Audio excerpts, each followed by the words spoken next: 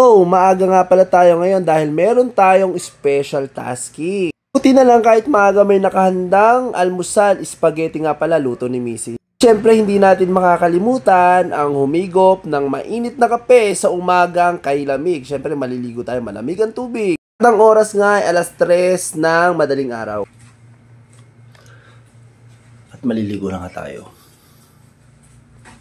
At tayo nga ay nagsuot na ng ating uniforme, dapat presentable. Kasi nga ang uniformeng aming sinusuot ay nagpapakita ng authority. Ano ka nga naman susundin kung sa sarili mo hindi mo maayos? At tayo ngayon nakarating na sa aming kampo. Kasunod nito ay ang pagdating ng aming mga equipment. Isa-isa nang nagdaratingan ng aming mga tropa na kasama ko sa aking tasking.